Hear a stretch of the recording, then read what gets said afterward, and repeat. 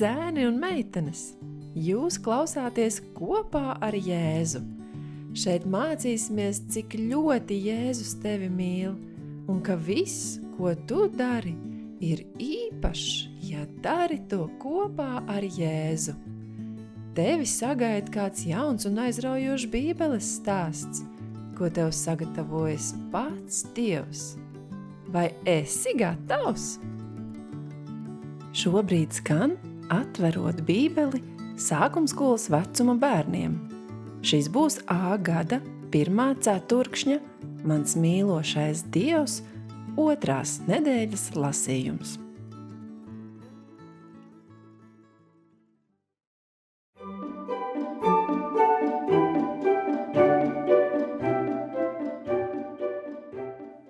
Trešdiena. Radīts pēc Dieva tēla. Kad Dievs radīja cilvēku pēc sava tēla, viena no īpašajām lietām, ko viņš cilvēkiem deva, bija pārsteidzošs prāts, kas darbojās labāk nekā jebkas, ko viņš līdz šim bija radījis uz zemes. Viņa plāns bija atspoguļot mīloša, dāsna Dieva tēlu visos cilvēkos uz visiem laikiem. Dievs daudzus dzīvniekus ir radījis gudrus un spējīgus sazināties. Piemēram, delfīni var sadarboties, lai medītu un rotaļātos.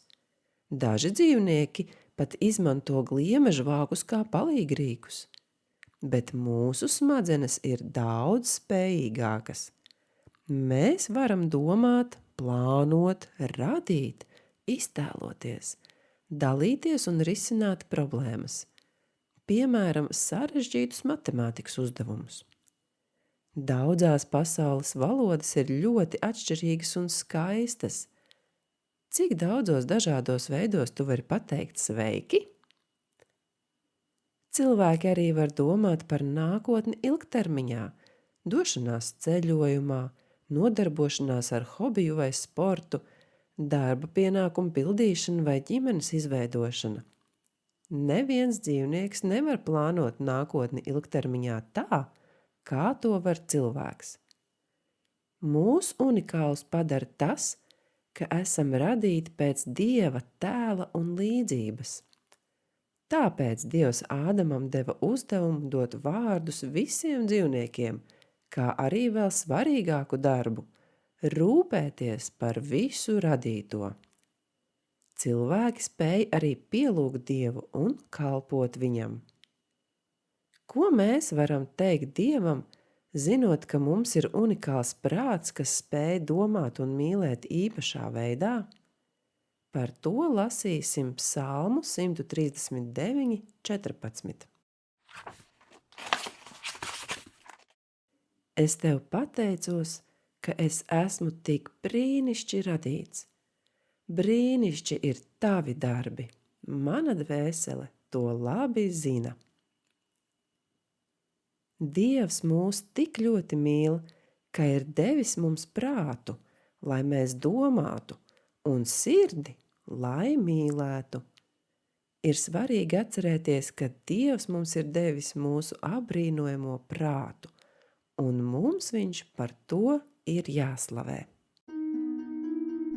Padomā un pastāsti. Ir daudzas lietas, kas mēģina sajaukt mūsu prātu un domāšanas veidu. Kas ir dažas no šīm lietām, kas novērš tavu uzmanību no līdzības Dievam?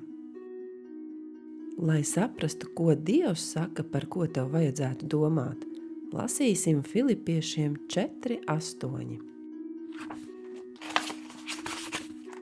Beidzot vēl, brāļi, kas vien ir patiess, kas svēts, kas taisns, kas šķīsts, kas patīkams, kam laba slava, ja ir kāds tikums un ja ir kas cildināms, par to domājiet.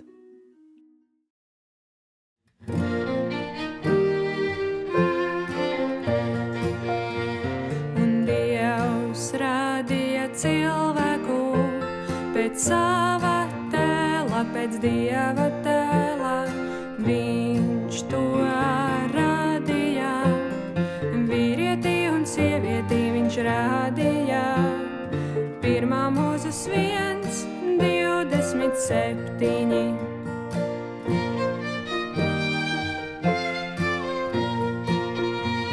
Un Dievs radīja cilvēku pēc sava tēla, pēc Dieva tēla. Viņš to radīja, vīrieti un sievieti viņš radīja. 1. Mūzes 1:27.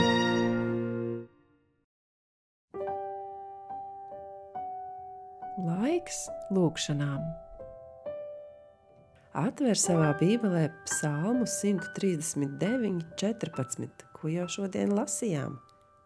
Pateicies Dievam, ka Viņš ir tevi radījis pēc sava tēla.